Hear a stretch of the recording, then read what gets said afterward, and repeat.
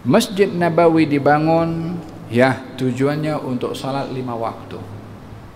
Dengan nama masjid kita sudah tahu kalau masjid itu tempat salat karena diambil daripada kata nama masjid yang diambil daripada kata sujud. Tapi yang inti pada masjid ini adalah pertemuan dan silaturahim antara kaum muslimin di masjid. Tidak cukup persaudaraan yang kedua dilakukan oleh Nabi, tetapi dijadikan ada markas pertemuan untuk kuat silaturahim melalui pertemuan mereka di masjid. Karena persaudaraan kalau tak bertemu macam tak wujud lah. Kita ada saudara satu entah di mana tak jumpa sama sekali, wala kontak. Macam mana kita merasa bersaudara dengan mereka? Macam mana boleh ada ambil perhatian satu dengan yang lain untuk ambil berat? Macam mana kita boleh tahu saudara kita ni sehat, sakit, perlu atau tidak? Dengan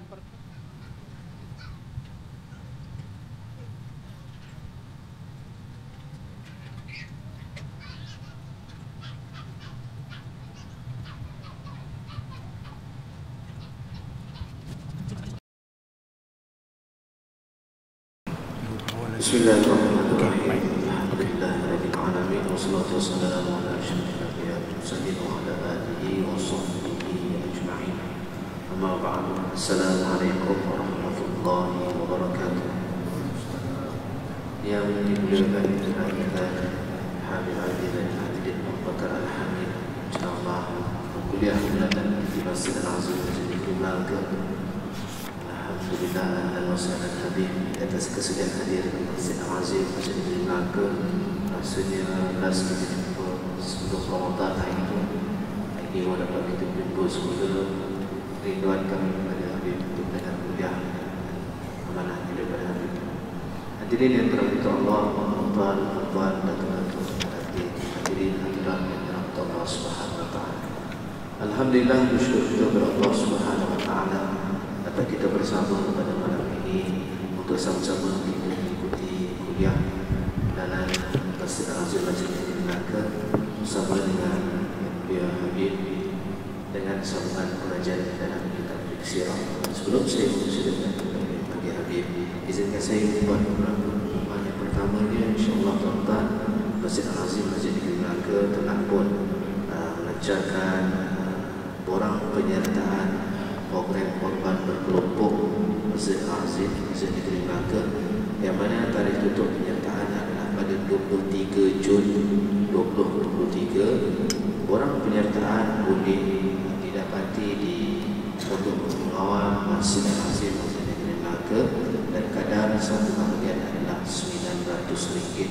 InsyaAllah tuan-tuan, kepada yang berminat boleh dapatkan borang penyertaan dan boleh hantar ke pejabat pentadbiran Masjid Al-Azim Masjid Negeri Melaka. Hadirin yang dirahmati Allah Subhanahu wa taala, majlis meninggalkan masa dipersilakan bagi Habib untuk meneruskan kuliah pada malam ini. Silakan.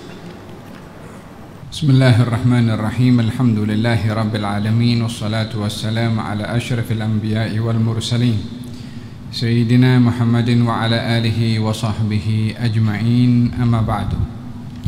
Alhamdulillah, di antara subjek penting yang perlu untuk kita kaji dan kita pelajari adalah sirah Nabi Muhammad sallallahu alaihi wa alihi wa sahbihi wasallam. Kepentingan mengkaji sirah ini oleh kerana kehidupan baginda Rasulullah tidak terlepas daripada masalah-masalah, keadaan-keadaan, situasi-situasi yang kita juga menghadapi keadaan dan situasi tersebut. Maka dengan mengkaji sirah Nabi, kita dapat meneladani beliau dalam menghadapi pelbagai macam permasalahan yang dilalui oleh kita dalam hidup, bermula daripada masalah keluarga, tetangga, masyarakat dan juga sampai kepada peringkat negara. Kesemua itu ada dalam sirah Nabi Muhammad sallallahu alaihi wa alihi wasallam. Laqad kana lakum fi Rasulillahi uswatun hasanah. Sungguh ada pada Rasulullah bagi kamu tauladan yang baik. Demikian firman Allah Subhanahu wa taala. Bila seseorang itu menjadi seorang bapa, maka ada contohnya pada Rasulullah. Bila menjadi seorang suami, contohnya ada pada Rasulullah. Bila menjadi seorang anak, ada contohnya pada Rasulullah. Bila menjadi seorang teman, menjadi seorang tetangga, menjadi seorang pemimpin pun ada contohnya pada Nabi Muhammad sallallahu alaihi wa ala alihi wa sahbihi wasallam. Oleh kerana itu tidak dapat terpisah umat ini daripada nabinya, walaupun terpisah dari segi zaman, terpisah dari segi masa. Bukan kita hidup di kurun beliau, tetapi kehidupan beliau, sejarah beliau yang disusun oleh ulama seakan-akan beliau ada di tengah-tengah kita, sebab apa yang ditulis tentang beliau sangat terperinci, sangat jelas, sangat detail, sehingga tidak ada apapun yang kita ingin contohi pada Rasulullah dalam kehidupan kita, melainkan kita mendapati pada beliau. Maka pada hari ini di antara asbab kenapa umat ini mundur, terkebelakang, disebabkan oleh kerana jauhnya mereka daripada menghayati sirah kehidupan Nabi Muhammad sallallahu alaihi wasallam, sehingga dalam peringkat keluarga banyak yang berlaku masalah sehingga kepada keruntuhan keluarga. Dalam peringkat masyarakat pun juga demikian, disebabkan oleh kerana hilangnya panduan daripada penghayatan kepada kehidupan dan juga sirah Nabi Muhammad sallallahu alaihi wa ala alihi wasallam. Pembahasan hari ini adalah memperbahaskan tentang negara yang dibina oleh baginda Rasulullah. Negara pertama yang dibentuk oleh Nabi sallallahu alaihi wa ala alihi wasallam. Walaupun tujuan beliau dalam pembentukan negara bukan menjadi satu tujuan utama, tetapi ianya ialah merupakan satu penyediaan sistem dengan adanya kepimpinan yang kalau tidak ada negara pun, kalau seseorang itu terpandu dengan sistem untuk dirinya sendiri, maka dia pun sudah menjalankan apa yang sudah diperintahkan oleh Allah dan Rasulnya, hatta kepada dirinya sendiri.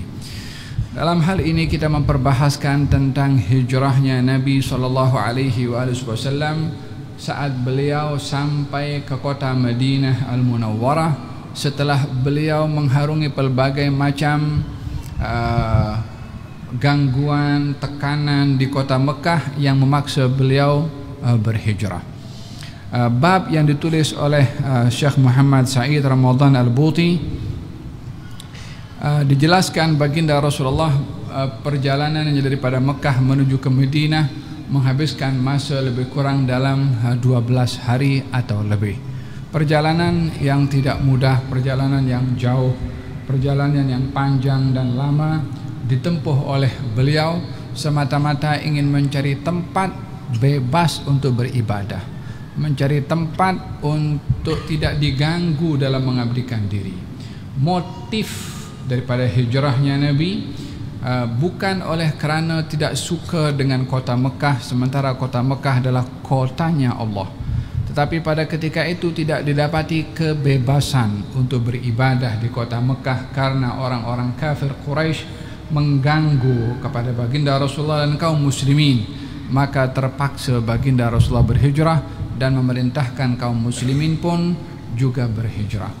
Dengan demikian kita dapat memahami bahawa nikmat aman untuk kita beribadah tanpa ada gangguan itu adalah satu nikmat besar diberikan oleh Allah Subhanahu wa taala.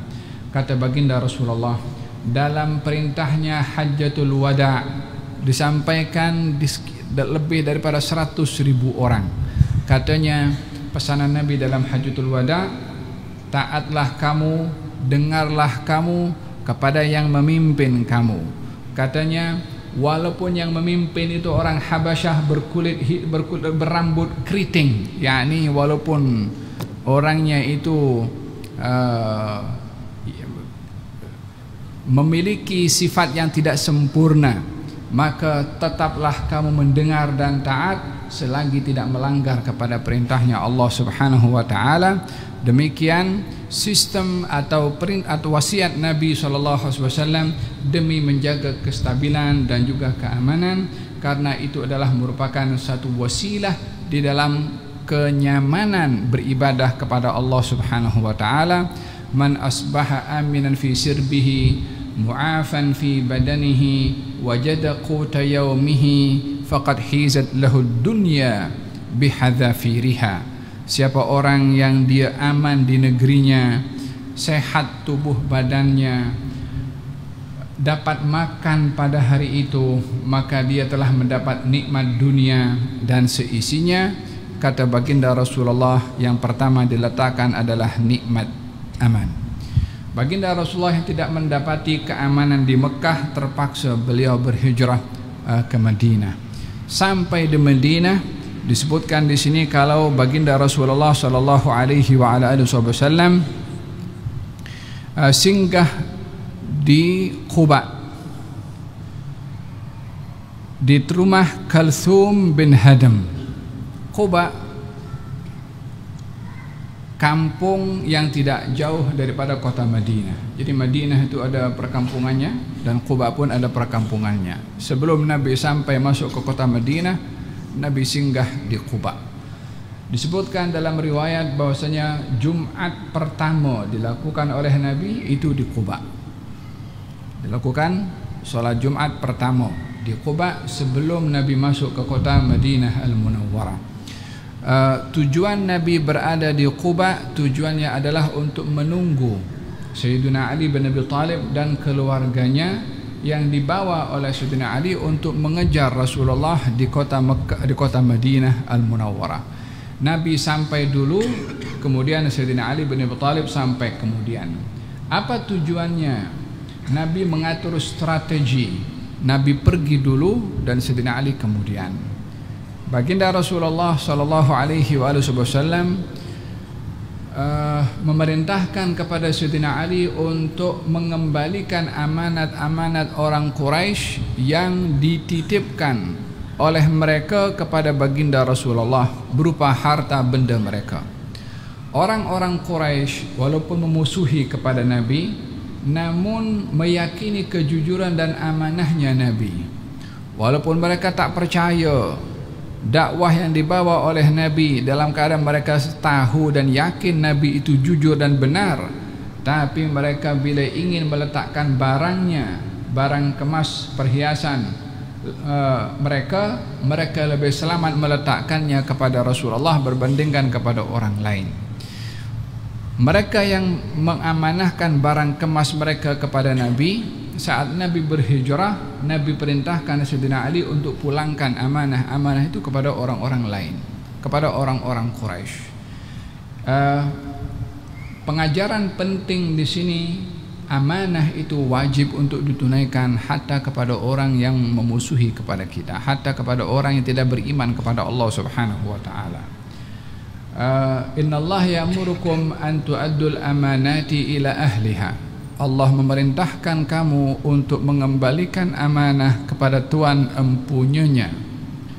Barang-barang yang menjadi milik orang yang diamanahkan kepada orang lain, hatta termasuk barang anak yatim ataupun lainnya, wajib untuk dikembalikan kepada tuan empunyanya dan tidak menggunakannya lebih daripada sepatutnya, karena amanah wajib untuk dikembalikan atau ditunaikan. Demikian baginda Rasulullah SAW meninggalkan Sayyidina Ali semata-mata untuk mengembalikan amanah, dan sampainya Sayyidina Ali ke Quba untuk mengejar baginda Rasulullah, barulah baginda Rasulullah pada ketika itu menyambung perjalanannya daripada Quba menuju kota Madinah Al-Munawwarah. Dan terdapat dua pendapat, mana yang terlebih dahulu dibangun, Masjid Nabi atau Masjid Quba. Kita tahu ada Masjid Quba di Quba, kan? Baginda Rasulullah kerap pergi ke Masjid Quba khususnya pada hari Sabtu di waktu asar. Di dalam hadis dinyatakan barang siapa yang berwudu daripada rumahnya, yang daripada kota Madinah, dan pergi ke Masjid Quba dan salat di situ, maka pahalanya sama dengan melakukan amal ibadah umrah. Salat di Masjid Quba pahalanya sama dengan melakukan amal ibadah umrah. Baginda Rasulullah sallallahu alaihi wasallam ketika sampai di Quba dibangun masjid yang sekarang dinamakan Masjid Quba. Lalu sampai di Madinah membangun masjid yang dinamakan Masjid An-Nabawi. Di dalam Al-Qur'anul Karim Allah Subhanahu wa taala berfirman mengenai masyarakat yang ada di Quba, fihi rijalun yuhibbuna ay yatatahharu wallahu yuhibbul mutahhirin. Di Quba ada orang-orang yang suka bersuci. Sesungguhnya Allah suka kepada orang-orang yang bersuci. Baginda Rasulullah bertanya kepada orang-orang di Quba, wahai kaum muslimin di Quba, kenapa Allah memuji kepada kamu kalau kamu suka bersuci? Apa yang kamu lakukan sehingga Allah memuji kepada kamu? Katanya, ya Rasulullah, kami kalau beristinja kami gabungkan antara air dengan batu atau dengan tanah, yakni ketika ingin membersihkan beristinja daripada najis, menjaga kebersihan sebersih-bersihnya, karena Allah Subhanahu wa taala suka kepada orang yang bersih dan suci. At-tahuru syatrul iman, bersuci itu separuh daripada keimanan. Innallaha yuhibbut tawabina wa yuhibbul mutatahhirin. Allah suka kepada orang yang suka bertaubat dan suka bersuci. Oleh kerana masyarakat di Quba itu suka menjaga kebersihan dan kesucian, maka dipuji oleh Allah Subhanahu wa taala. Yang kedua, la masjidun ussisa 'ala taqwa min awwali yaumin ahaqqu an taquma fihi. Masjid yang dibangun dengan dasar takwa di hari pertama pembangunannya, disitulah kamu wahai Rasulullah layak untuk salat. Ayat ini turun kepada Nabi disebabkan oleh kerana ada masjid dibangun di Quba namanya Masjid Dhirar. Masjid Dhirar yang membangunnya kaum munafiqin. Diberi nama Dhirar yang artinya bersaing atau saingan untuk menyaingi Masjid Quba. Ketika selesai dibina, mereka datang kepada Rasulullah dan mengatakan, ya Rasulullah, mohon Tuhan datang untuk solat di masjid kami, Masjid Dhirar. Nabi mengatakan, saya dalam perjalanan ke perang Tabuk, nanti balik saya singgah.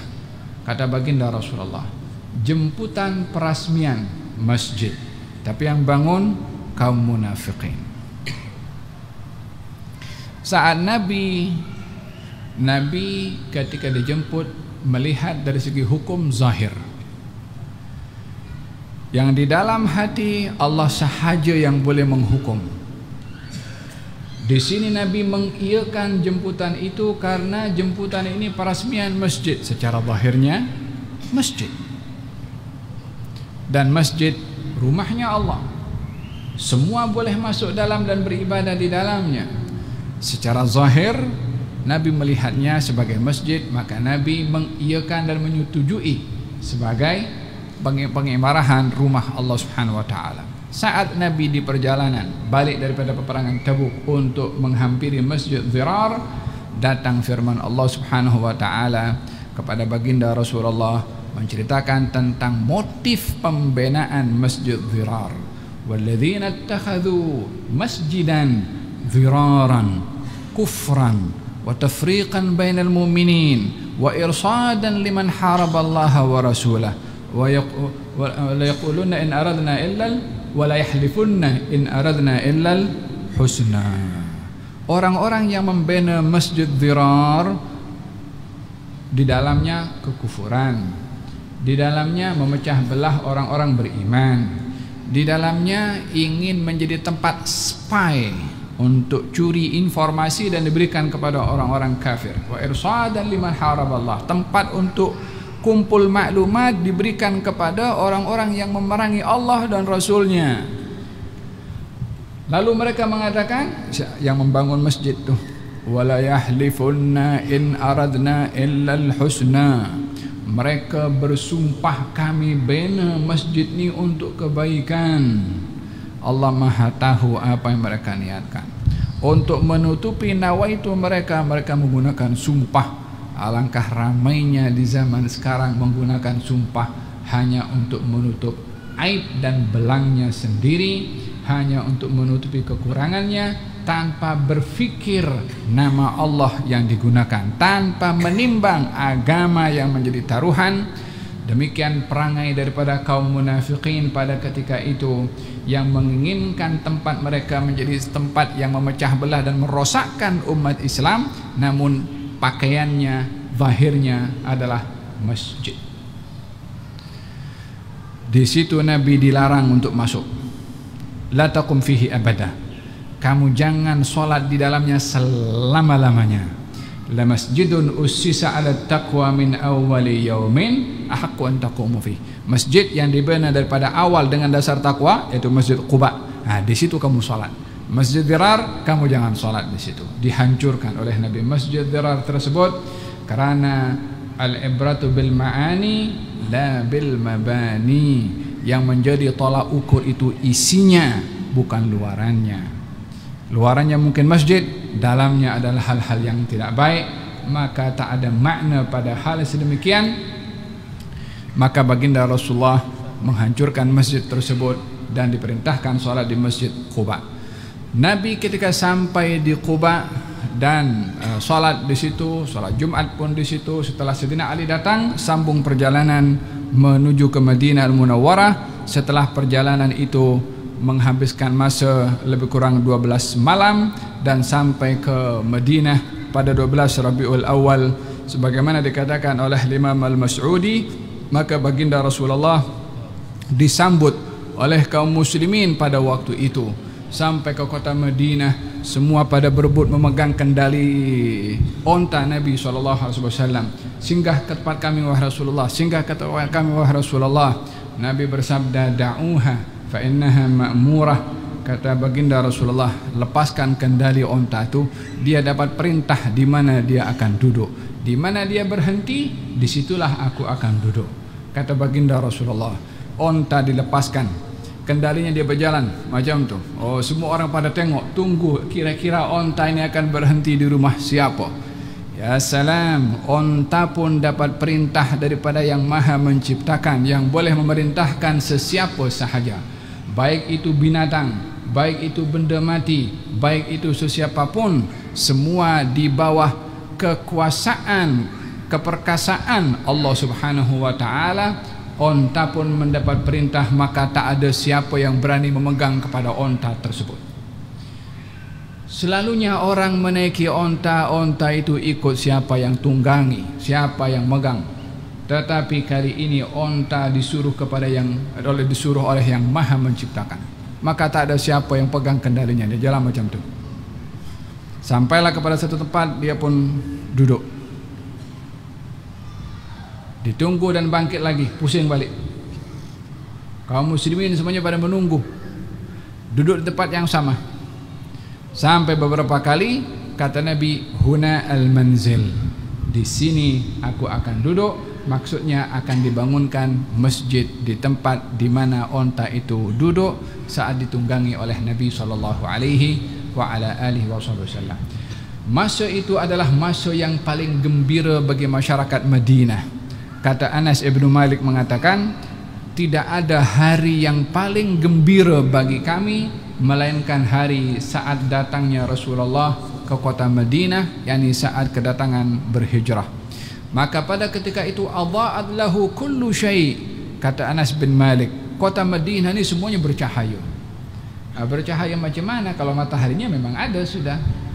Tapi suasana ceria yang luar biasa dengan kedatangan Nabi, sehingga tidak tengok apa-apa kecuali ceria. Hatta pokok pun ceria, hatta gunung pun ceria, hatta cuaca pun ceria dengan kedatangan Rasulullah SAW. dan tidak pernah dilihat Madinah ini gelap seperti mana gelapnya saat wafatnya Rasulullah sallallahu alaihi wasallam.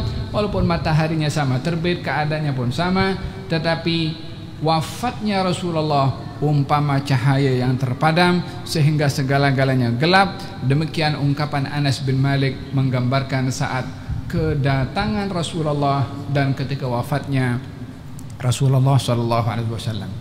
Kaum muslimin kegembiraannya dengan pelbagai. Ada yang datang memberi hadiah kepada Nabi, ada yang menyambut dengan tawaran-tawaran kepada Nabi, ada pula kanak-kanak yang datang menyambut kedatangan Rasulullah sallallahu alaihi wasallam. Mereka mengatakan, nahnu jawarin min bani Najjari ya habadha Muhammadun min jari. Kita ni anak-anak daripada keluarga Bani Najjar, kita seronok berjiran kepada Nabi Muhammad, katanya. Budak-budak kecil, perempuan mendendangkan lagu dengan gerakan-gerakan mereka di hadapan baginda Rasulullah. Nabi lalu pada waktu itu, Nabi berhenti. Kemudian Nabi tengok kepada anak-anak itu. Kemudian Nabi sallallahu alaihi wasallam sampailah anak-anak itu selesai, ditanya, katanya, "Tuhibnani? Kamu suka ke kepada saya?" Kata Nabi sallallahu alaihi wasallam. Kata mereka, "Ya Rasulullah, kami suka kepada kamu." Kata baginda Rasulullah, "Wallahi inna qalbi la yuhibbukunna." Kalau hati aku pun juga suka kepada kamu.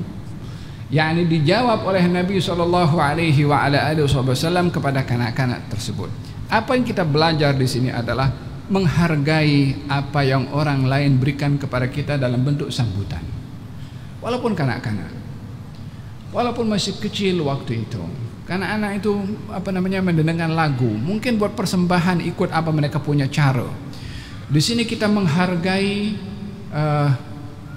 apa yang orang berikan kepada kita, walaupun mungkin bagi kita kurang seronok contohnya, tapi karena orang itu ingin menghargai kepada kita, maka kita pun kena menghargai usaha mereka. Baginda Rasulullah walaupun lalu dalam perjalanan 12 hari punya letih macam mana, perjalanan pun bukan mudah bagi beliau, ada masa untuk tengok itu budak-budak yang sedang buat persembahan. Jabr khatir, menjaga perasaan orang. Itu salah satu sifat Nabi Muhammad sallallahu alaihi wasallam. Ketika beliau ditanya apakah amal yang paling baik, katanya jaga perasaan orang yang beriman. Seorang anak kecil bernama Umair, saudaranya Anas bin Malik, mempunyai burung yang biasa dia bermain dengannya.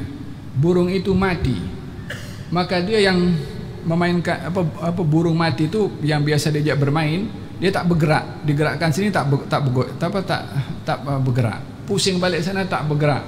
Maka susahlah si Umair itu.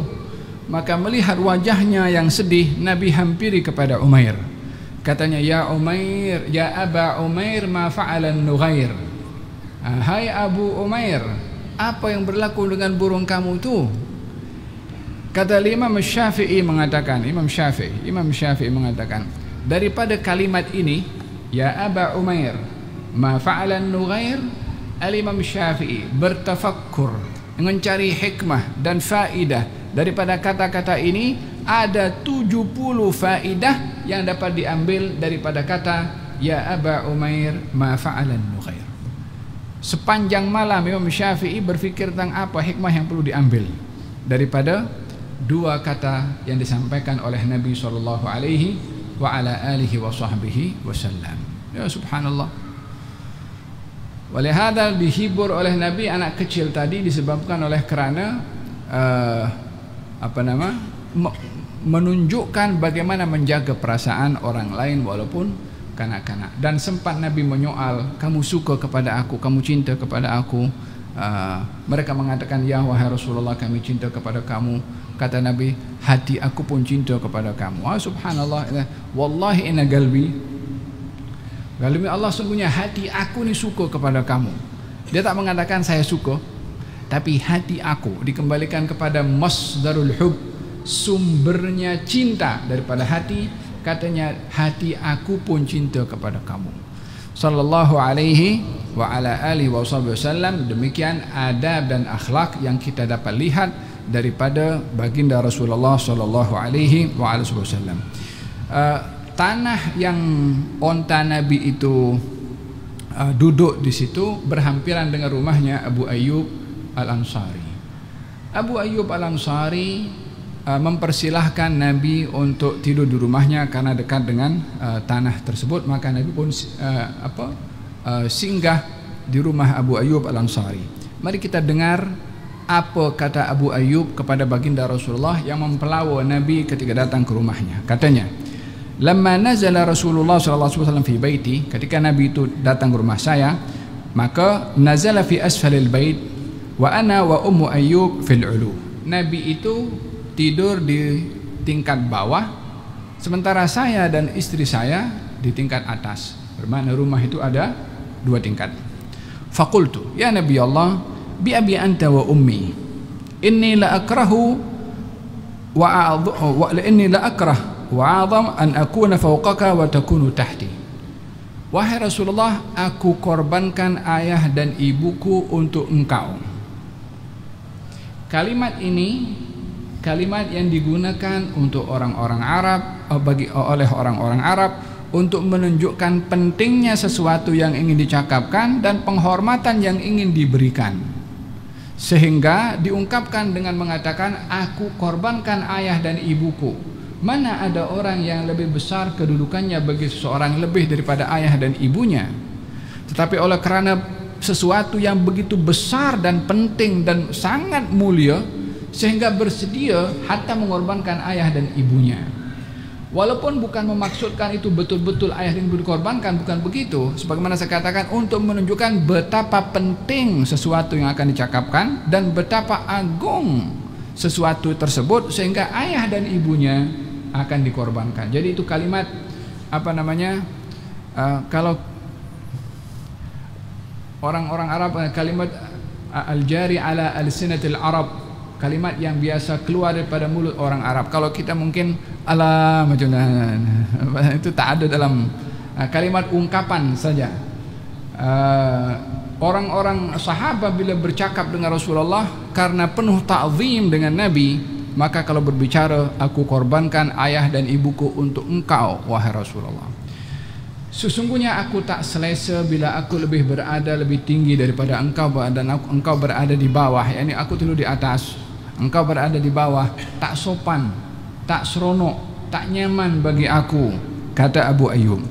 Baginda bersabda, ya Abu Ayyub, ringkasnya dia kata, ya Abu Ayyub, di bawah ini memudahkan aku untuk terima tetamu. Kalau tamu datang mudah jumpa dengan aku. Kalau aku di atas nak naik turun dan mengganggu, lebih mudah bagi aku di bawah untuk menerima tetamu. Abu Ayyub menerima alasan baginda Rasulullah. Maka Nabi berada di bawah dan Abu Ayyub berada di atas. Posisi rumahnya Abu Ayyub itu, kalau Nabi berada di bahagian bawah sebelah kanan, Abu Ayyub itu akan tidur berada bagian atas sebelah kiri. Jadi tidak mahu berada di sebelah kanan karena akan membawahi Rasulullah, walaupun ada 2 tingkat adabnya, ta'zimnya sama Nabi SAW. Kata Abu Ayyub mengatakan, pada malam itu ingkasarat jarratun lana fiha ma, pecah al-jarrah. Jarrah ini macam bekas yang isinya air.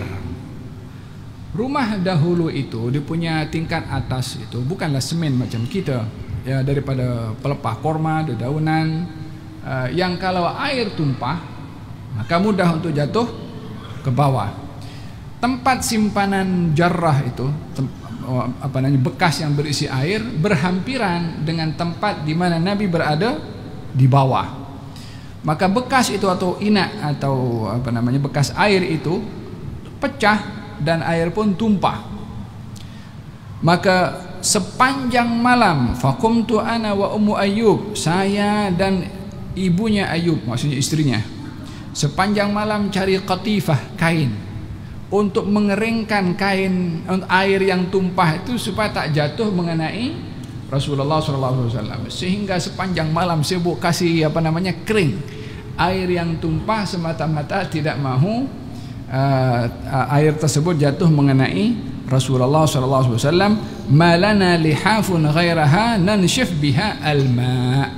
Kain yang saya guna itu untuk keringkan air, tak ada kain yang lain, dah itu je satu-satunya kain untuk mengeringkan air yang tumpah, sehingga sepanjang malam tak pakai selimut, tak pakai alas, tak pakai apa, semuanya digunakan untuk mengeringkan air tersebut, untuk tidak mengganggu Rasulullah sallallahu alaihi wasallam. Di sini kita melihat betapa tinggi adab sahabat kepada baginda Rasulullah sallallahu alaihi wasallam. Maka Abu Ayyub akhirnya keesokan harinya mengatakan kepada Rasulullah, ya Rasulullah, kita sepanjang malam tak boleh tidur, tak selesai tidur selagi mana engkau berada di bawah. Minta tolong esok engkau tidur di atas saja supaya kami boleh tidur. Sepanjang malam tak boleh tidur. Keesokan hari barulah Nabi mengiyakan permintaan Abu Ayyub karena tidak mau mengganggu juga keadaan Abu Ayyub. Subhanallah, mereka punya ta'zim kepada Nabi itu sampai sedemikian. Kata Abu Ayyub mengatakan, kunna nadha lahu al-asha, kita sediakan untuk Nabi asya, makan malam. Thumma nab'ath bihi ilaih, kami sendiri yang hantarkan makanan itu kepada baginda Rasulullah. Fa idza rudda alaina fadlahu tayammamtu ana wa ummu Ayyub mawdhi'a yadihi. Kalau saya bawa makanan kepada Nabi makan malam, kalau sudah selesai saya angkat balik makanan itu dan saya cari, saya dengan istri, di mana Nabi jamah tangannya pada makanan itu, pada tempat jamahan Nabi kami pun makan daripada tempat jamahan Nabi Muhammad SAW, tabarrukan, mengambil berkat daripada Rasulullah sallallahu alaihi wa ala alihi wasallam. Dalam hal ini kita mengambil ibrah bahwa tabarruk itu, mengambil berkat, adalah perbuatan sahabat, perbuatan para nabi, perbuatan para tabi'in sepanjang zaman. Ahlus sunnah wal jamaah membenarkan adanya mengambil berkat dengan cara yang betul. Apa itu berkat? Berkat itu al-barakah, artinya al-khairul ilahi al-kathir, kebaikan dari Allah yang banyak. Kadang-kadang Allah berikan keberkatan pada tempat, seperti Ka'bah, Madinah, Masjidil Aqsa. Kadang-kadang berkat itu pada waktu, kadang-kadang berkat itu pada barang. Intinya adalah mencari kebaikan dari Allah pada sesuatu yang diperintahkan atau dibolehkan oleh syariatnya Allah untuk kita mencari kebaikan. Salat di Masjidil Haram 100.000 kali, itu berkat, tidak ada di tempat yang lain. Jadi kita pergi ke sana untuk mendapatkan keberkatan. Di mana? Tanah yang namanya Masjidil Haram, tempat yang namanya Masjidil Haram. Jadi keberkatannya Allah letak di situ. Ada kalanya keberkatan pada manusia. Ada manusia berkat? Ya, ada manusia berkat. Di dalam Quran Allah cerita begitu.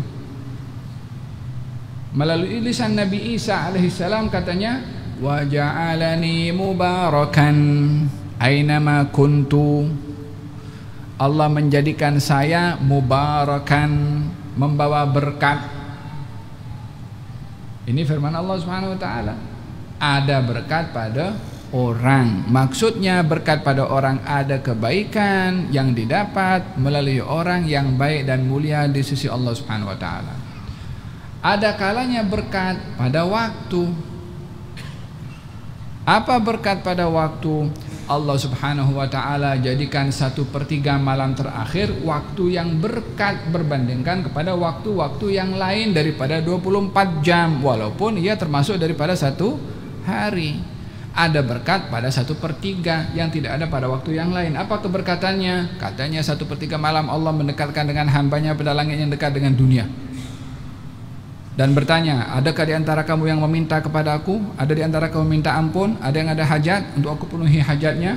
Itu setiap malam. Itu hanya ada pada 1/3 malam terakhir setiap hari. Waktunya berkat, tidak ada pada waktu yang lain. Kadang-kadang berkat pada barang, kadang-kadang berkat pada barang. Ummu Salamah, istri Nabi, setelah wafatnya Nabi, dia simpan baju Nabi. Kalau ada orang sakit datang ke Ummu Salamah, diambil baju Nabi itu, disiram dengan kain, diperas, perasan air itu diminumkan kepada orang yang sakit, sembuh dengan izinnya Allah Subhanahu wa taala. Di sini mengambil berkat melalui pakaian. Pakaiannya siapa? Pakaiannya orang yang berkat juga. Jadi pakaian itu mendatangkan berkat ke yang meletakkan berkat pada pakaian adalah Allah Subhanahu wa taala. Kalau pakaiannya itu kain, mungkin ada kain lain yang lebih mahal, tapi karena keberkatan itu diletakkan oleh Allah kepada kain yang dipakai oleh Rasulullah, maka dalam hal ini terpulang kepada Allah. Nak letakkan keberkatan pada apa saja. Kalau tadi pada tempat ada berkat, pada masa ada berkat, ya kan? Pada orang ada berkat, pada pakaian pun juga Allah boleh letakkan berkat, tergantung di mana Allah itu nak letakkan berkat. Dalam Al-Quran Allah Subhanahu wa ta'ala berfirman tentang Nabi Yusuf alaihissalam ketika bajunya itu dibuka, dibawa oleh abangnya dan dicampakkan kepada wajah ayahnya, ya kan? Nabi Yusuf di mana? Nabi Yusuf di Mesir. Abahnya di mana? Abahnya di Palestina. Pakaian Nabi Yusuf yang dipakai itu dibuka, bawa baju saya ini kepada ayah saya, nanti letakkan di wajahnya.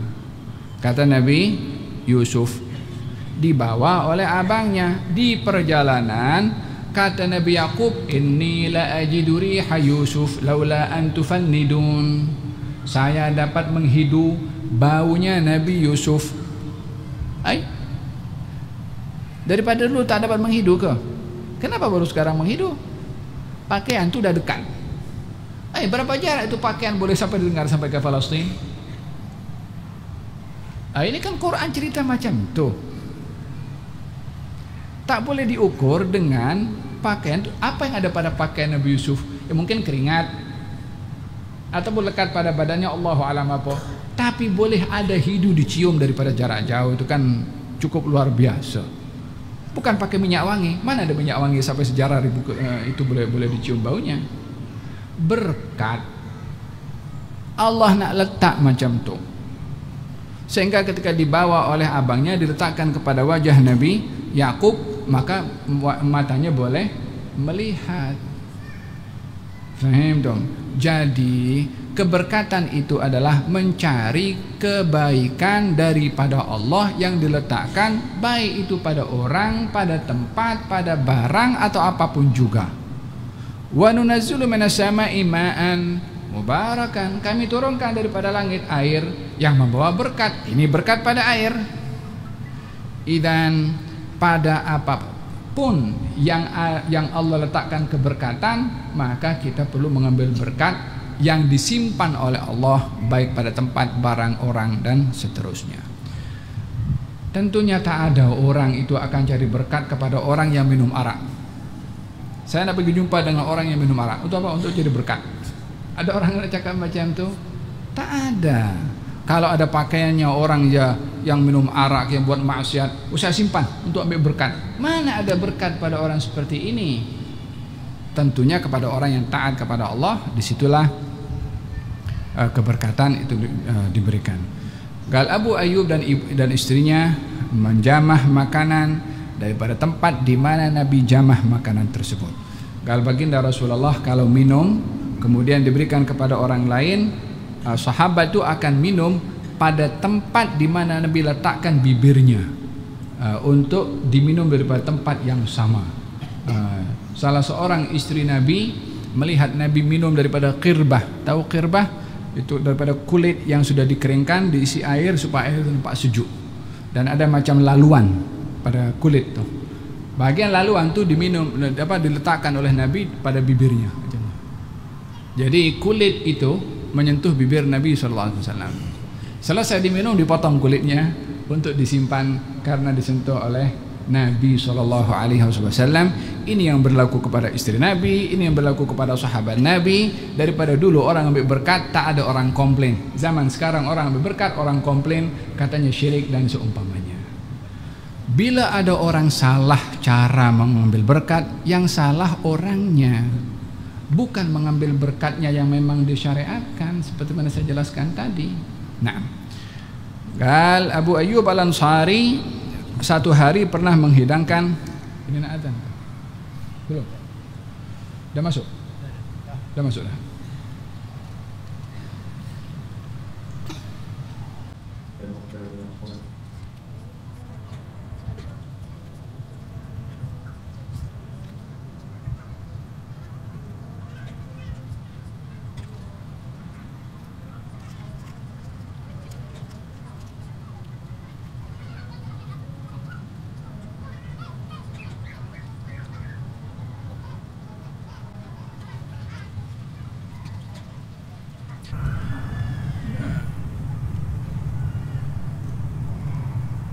Demikian mengenai at-tabarruk, mengambil berkat, seperti mana kita fahami daripada sikap dan tindakan Abu Ayyub Al-Ansari terhadap baginda Rasulullah SAW. Yang menarik daripada sikap Abu Ayyub ini, selain daripada mengambil berkat daripada tempat Nabi menjamah makanan, Abu Ayyub ini memerhatikan menu apa yang Nabi suka dan menu apa yang Nabi tak suka, supaya kita belajar ketika melayan kepada tetamu itu adalah mengambil kira tamu ini akan agaknya makanan apa yang cocok ya. Mungkin kalau kita ini kan makanan apa saja, orang-orang Asia ini mungkin okey kot, tapi kalau orang-orang mungkin yang tak biasa pedas, diberi tom yam pedas, mungkin jadi perutnya lain macam pula nanti kan. Jadi mengambil kira apa makanan yang sesuai. Satu hari Abu Ayyub menghidangkan makanan untuk Nabi, ada bawang merah dan ada bawang putih. Maka makanan itu tidak dijamah oleh Nabi. Ketika dibawa ke dalam, Abu Ayyub yang kebiasaannya mencari bekas jamahan Nabi, tak nampak makanan itu dimakan. Maka kata Abu Ayyub mengatakan, ya Rasulullah, kenapa makanan tidak dimakan? Apa yang tak sempurna? Katanya, aku ini berbicara dengan makhluk yang kamu tidak nampak. Maksudnya bercakap dengan malaikat, dan aku tak mahu mulut tak sedap ketika berbicara dengan malaikat. Makanan ini, bawang putih dan bawang merah, menyebabkan bau tak sedap pada mulut, maka aku tidak memakannya.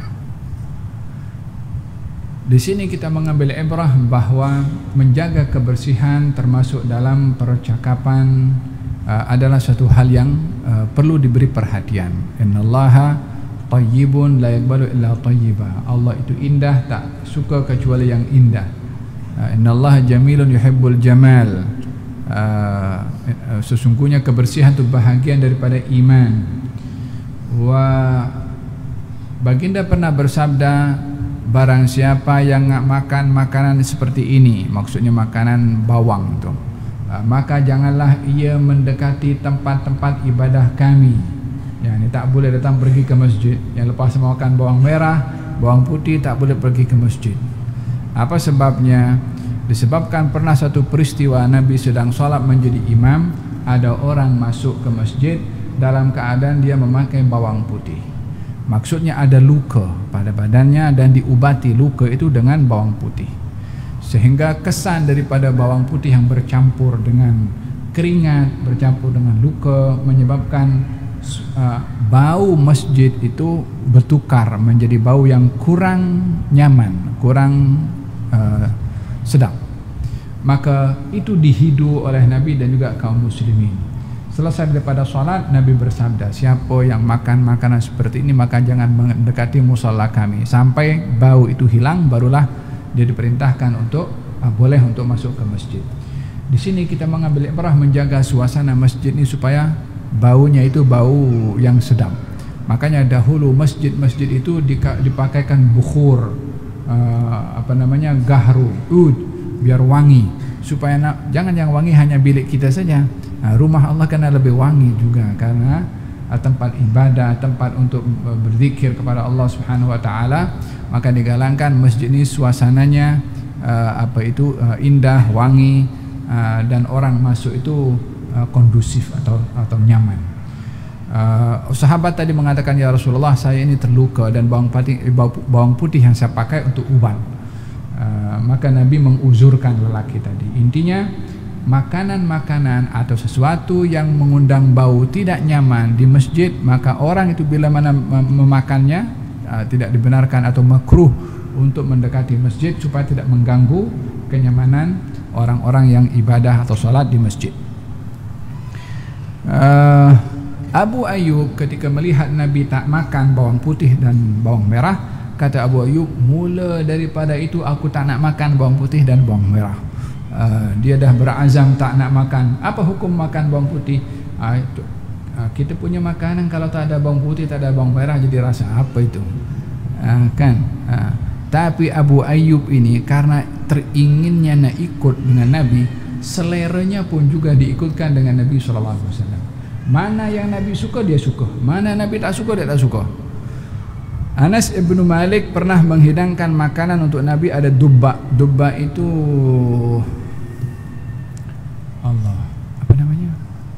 labu. Ketika dihidangkan ada labu, Nabi potong labu tu Nabi banyakkan, dan labu dulu yang dimakan oleh Nabi. Kata Anas, mula aku nampak Nabi suka makan labu, aku pun suka makan labu. Seleranya pun juga diikutkan dengan selera Nabi. Selera ni mana boleh dipaksa kan? Orang suka makanan tertentu mana boleh dipaksa suka makanan yang lain. Tapi untuk Nabi, sahabat tu paksa untuk suka apa yang Nabi suka dan tak suka apa yang Nabi tak suka. Rumah Abu Ayyub menjadi tempat Nabi singgah di situ sampai terbenanya masjid Nabi Muhammad, dan rumah Nabi dibangun di sekeliling masjid. Hadirin hadirat, ada 4 langkah utama ketika Nabi hijrah membangun masyarakat, membangun negara. 4. Dan menjadi contoh kepada kita dalam pembangunan negara, kena fokus kepada 4 ini. Karena Nabi berjaya membangun negara dengan 4, maka mana-mana orang yang ingin mengikuti Nabi untuk membangun negara, maka fokus dengan 4. Yang pertama, Nabi membangun masjid. Yang kedua, Nabi mempersaudarakan kaum muslimin. Kekuatan persaudaraan. Jangan harap negara itu akan terdiri tegak bila rakyatnya bergaduh, bila tidak ada persaudaraan. Yang ketiga, Piagam Madinah. Piagam Madinah ini lebih kepada menjaga kestabilan atau keamanan menyeluruh di negara melalui pintu-pintu negara jiran. Untuk negara kita selamat, berbaiklah dengan negara jiran. Kalau tidak, negara jiran boleh jadi laluan untuk menyerangkan negara kita. Yang dilakukan oleh Nabi bukan hanya menyusun kekuatan di negaranya dengan persaudaraan sesama kaum muslimin, tetapi berbaik dengan negara jiran, orang-orang Yahudi yang ada di sekeliling, berunding berdamai dengan mereka dengan perjanjian yang dinamakan Piagam Madinah demi untuk menjaga masing-masing akan keamanannya. La orang Yahudi akan menjadi sebab gangguan kepada kaum muslimin, wala kaum muslimin akan menjadi sebab gangguan kepada orang-orang Yahudi. Yang keempat adalah membangun pasar. Pasar kena dikuasai juga, karena sumber ekonomi itu banyak melalui pasar. Yani pasar bukan hanya masalah jual beli, rolling duit itu pun juga memberikan satu kestabilan dan tak ada sesiapa yang terbelakang dan masing-masing mengambil faedah daripada penjualannya dan mengambil daripada pembeliannya, wahakadha, dan pusing di antara mereka sendiri. Pada satu daripada 4 ini panjang pembahasan untuk dibahaskan, tapi ringkas saja saya bahaskan. Yang pertama adalah masjid yang dibangun oleh Nabi SAW, yaitu Masjid Nabawi. Masjid Nabawi dibangun ya tujuannya untuk salat 5 waktu.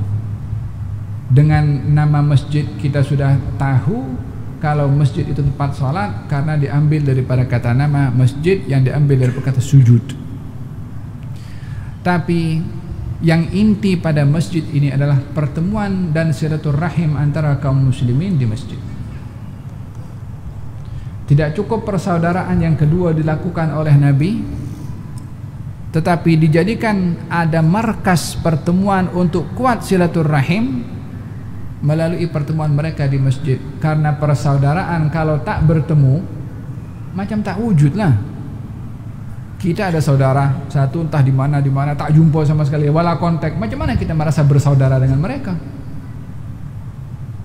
Macam mana boleh ada ambil perhatian satu dengan yang lain untuk ambil berat? Macam mana kita boleh tahu saudara kita ni sehat, sakit, perlu atau tidak? Dengan pertemuan tu semakin kuat silaturahim, persaudaraan, mengambil berat satu dengan yang lain dengan pertemuan.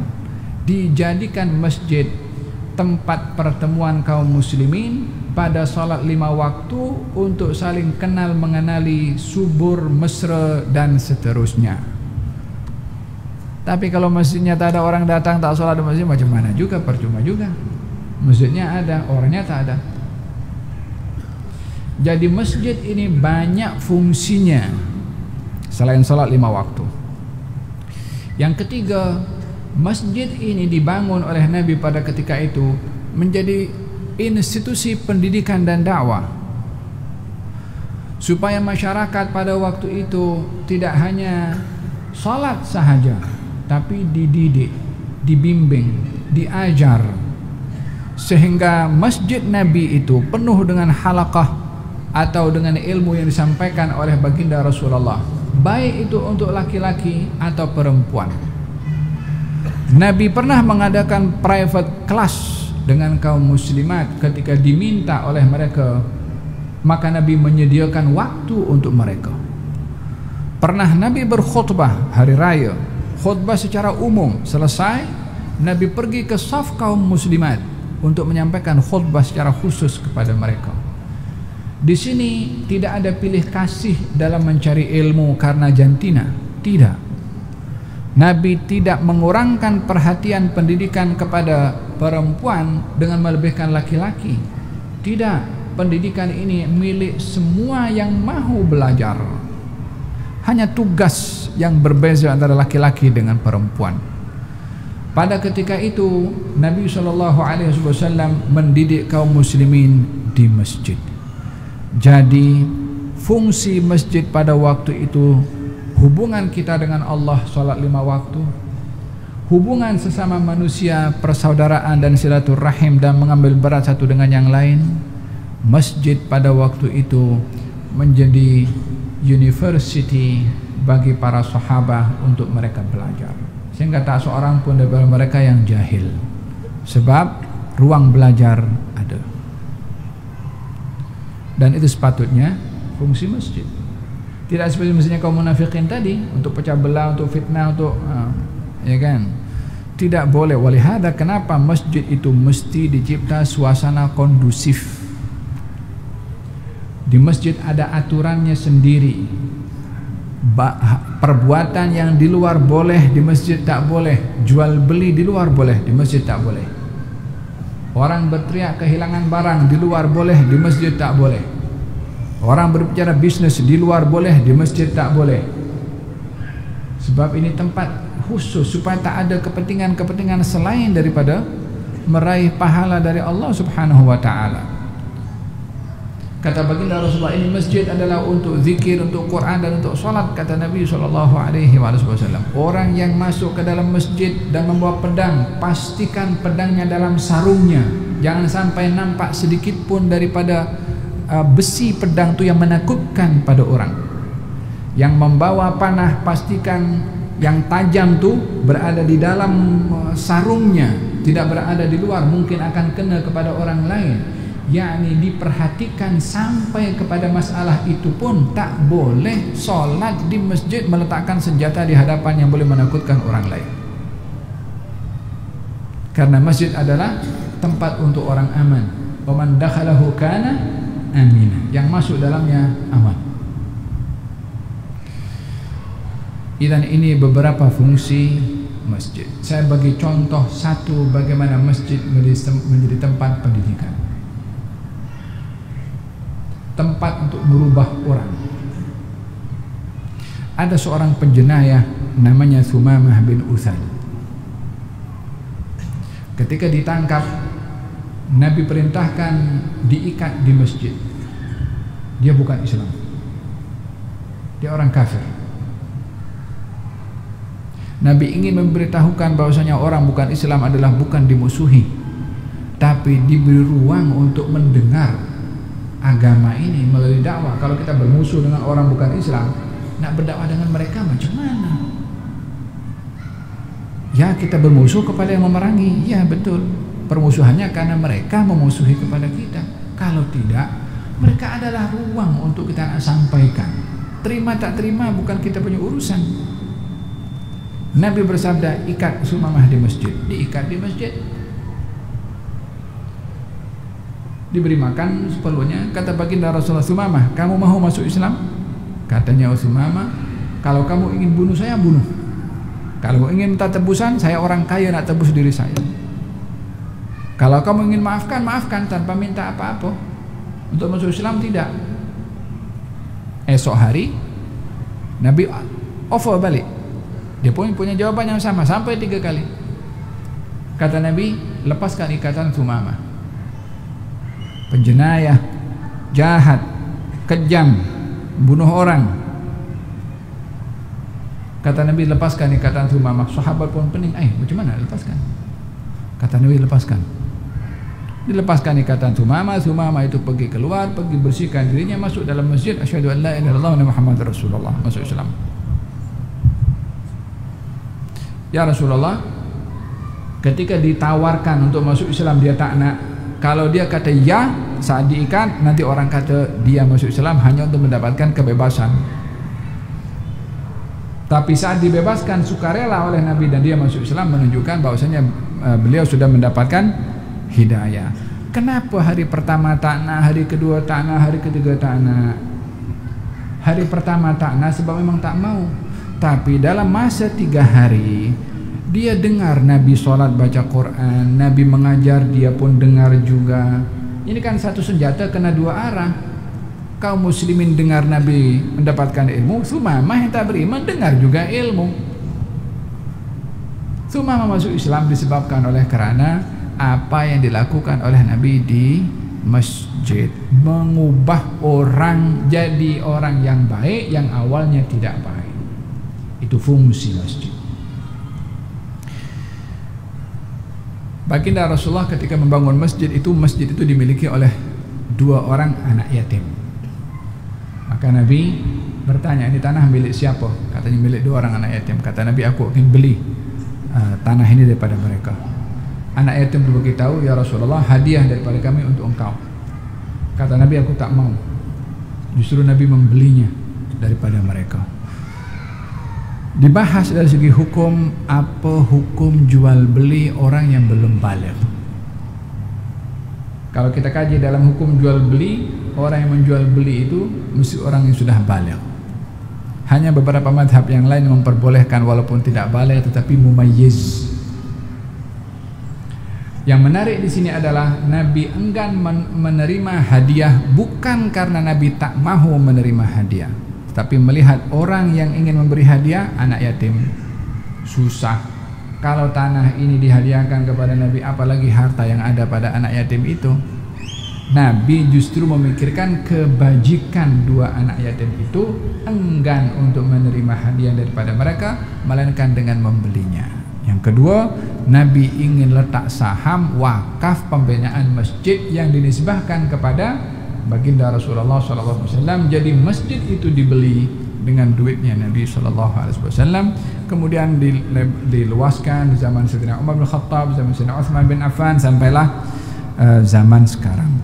Nah, hada berkenaan dengan masjid yang dibangun oleh Nabi dan fungsinya, ya. Oh, jam 9 dah. Oke. Yang kedua, persaudaraan sebagaimana saya katakan tadi, yang merupakan tulang belakang kepada kekuatan negara adalah persaudaraan dan kesatuan rakyatnya. Kalau tidak bersatu, kalau tidak ada rasa persaudaraan satu dengan yang lain, negara itu akan lebih banyak sibuk berhadapan dengan masalah dalaman berbandingkan masalah luaran, berhadapan dengan masalah dalaman lebih sukar berbandingkan dengan berhadapan dengan masalah luaran. Maka dengan itu Nabi mempersaudarakan kaum muslimin dalam ikatan persaudaraan yang hanya sekali berlaku dalam sejarah, persaudaraan yang teramat luar biasa, yaitu persaudaraan antara kaum muhajirin dan ansar. Hal yang luar biasa pada persaudaraan ini, masing-masing boleh mewarisi bila meninggal dunia. Sementara warisan pada hakikatnya daripada seorang kepada ahli waris. Tapi pada ketika itu saudaranya boleh menjadi pewaris. Sampailah turun ayat yang menghalang penyerahan harta melainkan hanya kepada ahli warisnya bila tuan punya harta meninggal dunia. Di dalam Al-Quran Allah Subhanahu Wa Taala berfirman, An-Nabiyyu awla bil mu'minin min anfusihim wa azwajuhum ummahatuhum wa ulul arhami ba'duhum awla bi ba'din fi kitabillah. Falhasil demikian persaudaraan yang terjalin antara kaum muslimin, muhajirin dan ansar pada ketika itu, sehingga kaum ansar banyak sekali berkorban untuk kaum muhajirin.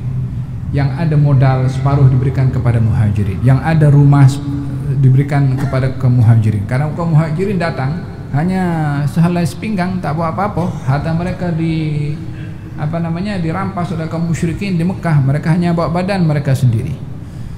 Namun pada masa yang sama, rasa persaudaraan membantu saudaranya yang susah, itulah yang ditunjukkan oleh kaum ansar kepada kaum muhajirin. Dan kaum muhajirin bukan orang yang hanya suka mengambil kesempatan, namun hanya menggunakannya mengikut sekadar keperluan. Demikian persaudaraan antara kaum muhajirin dan ansar. Dalam satu peperangan yang terjadi, dan kebiasaan setelah peperangan ini ada orang-orang yang datang membawa air untuk memberi minum kepada orang-orang yang terluka yang belum sempat untuk dirawat, karena air menjadi langkah pertama menyelamatkan orang yang terluka. Ketika air ingin dituangkan kepada salah seorang, terdengar rintihan di sebelah sana. Air, air, katanya. Maka orang ini yang sedang ingin dituangkan minuman, katanya, kamu bawa air itu kepada saudaraku sebelah sana, dia lebih perlu daripada aku. Maka lelaki tadi pun pergi ke orang yang merintih, meminta air. Ketika ingin diberikan, terdengar pula rintihan daripada sebelah sana lagi. Katanya, air, air, katanya, bagi kepada saudaraku karena mereka lebih memerlukan daripada aku. Dia pun pergi ke tempat yang ketiga. Sampai ke tempat yang ketiga, suara tak terdengar, syahid. Kembali kepada yang kedua, suara tak terdengar, syahid. Kembali kepada yang pertama, suara tak terdengar, syahid. Hatta di penghujung kehidupan mereka pun juga mengambil berat tentang saudaranya.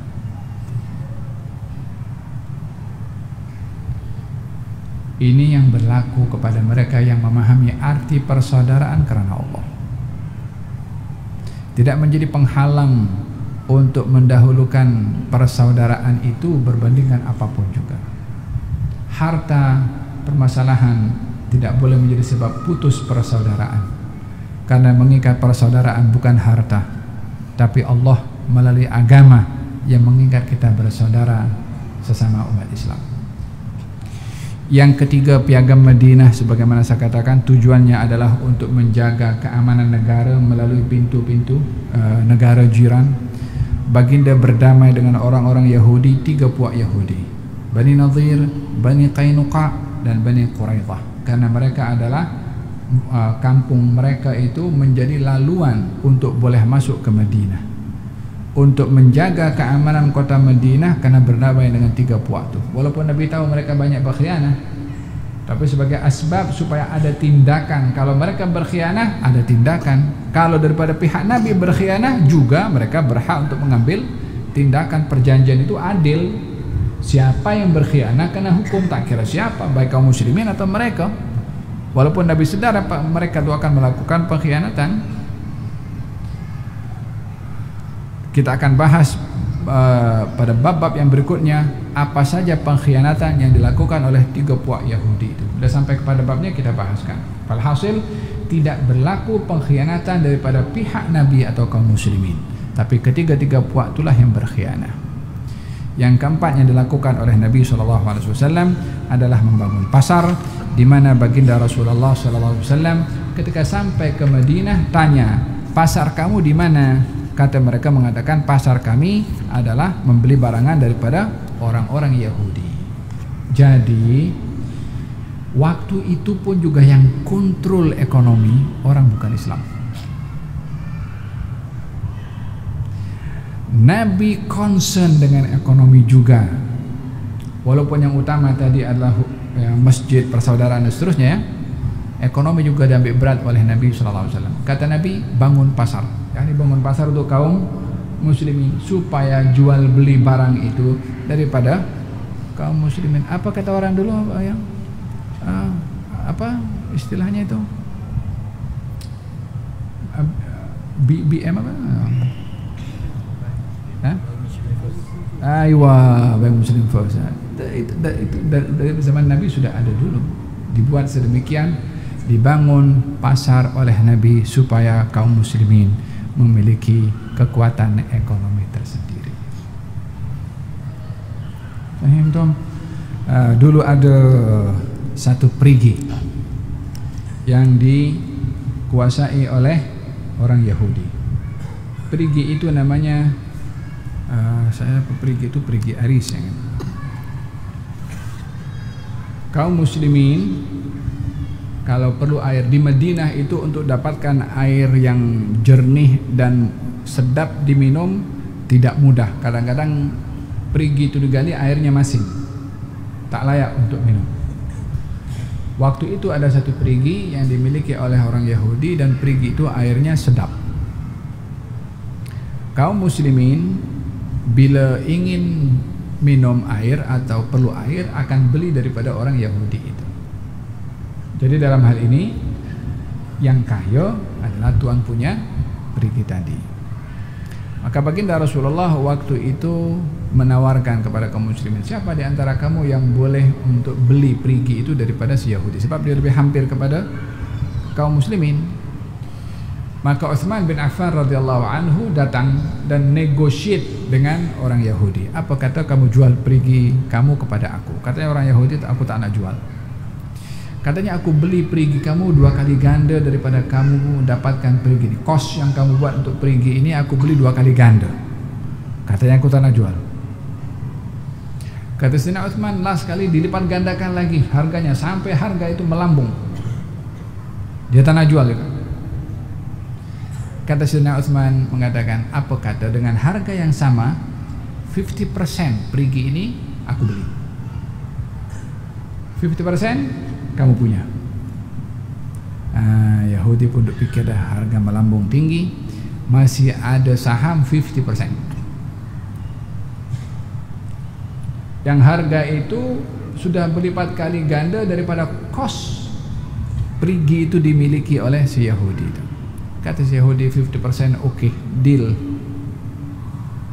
Jual beli perigi sahamnya 50% milik Sayyidina Utsman, 50% milik Yahudi. Macam mana aturannya? Aturannya kalau hari ini giliran Sayyidina Utsman yang berhak memiliki air itu, keesokan harinya si Yahudi. Dan begitu silih berganti hari demi hari. Setiap kali tiba giliran perigi itu milik Sayyidina Umar, Sayyidina Utsman, Sayyidina Utsman bagi kaum muslimin pergi ambil secukupnya. Kaum muslimin silahkan ambil air, ini hari adalah hari aku punya, maka silahkan ambil air sesuka kamu. Bagi free oleh Sayyidina Utsman. Kaum muslimin berebut bagi ambil air itu disimpan untuk hari ini dan hari esok. Jadi hari esok dia tak perlu beli air lagi. Jadi siapa yang tak dapat pelanggan pada giliran si Yahudi tadi, pada keesokan harinya tak ada orang beli air kecuali orang-orang Yahudi saja. Dengan begitu dia rugi. Si Yahudi datang balik kepada Sayyidina Utsman. Oke, 50% saham aku jual lagi dengan harga yang sama. Kata Sayyidina Utsman, mana boleh. Yang dulu dengan harga melambung itu kesepakatan yang sudah selesai. Ini deal baru, akad baru. Last kali akhirnya 100% saham perigi itu dimiliki oleh Sayyidina Utsman bin Affan. Siapa kata orang Islam tak cerdik? Kenapa kita didoktrin dengan mengatakan kita kalah dengan orang lain dalam bab ekonomi? Kenapa kita bersedia menerima realiti seperti itu dan tidak mengubah? Macam mana kita boleh berubah daripada kita pengguna sahaja, kita menjadi orang yang boleh cipta, boleh ciptakan produk itu. Daripada pengguna, jadilah pencipta. 4 ini yang menjadi sebab kejayaan kota Madinah dibangun oleh Nabi SAW. Mudah-mudahan apa yang disampaikan memberi manfaat kepada kita. Mohon maaf atas kelewatan. Mudah-mudahan Allah Subhanahu Wa Taala tanamkan dalam hati dan jiwa kita ta'zim kepada Nabi Muhammad SAW, penghayatan kepada sirah beliau, dan juga meneladani beliau dalam kehidupan kita keseharian. Allahumma inna nas'aluka ilman nafi'an wa rizqan wasi'an wa amalan mutaqabbalan wa na'udzubika min ilmin la yanfa' wa min qalbin la yakhsha' min nafsin la tashba' wa min da'watin la yustajabu laha. بارك في الحاضرين في الحاضرات في المسلمين والمسلمات وانفعنا بما تعلمنا برحمتك يا ارحم الراحمين وصلى الله على سيدنا محمد وعلى آله وصحبه وسلم والحمد لله رب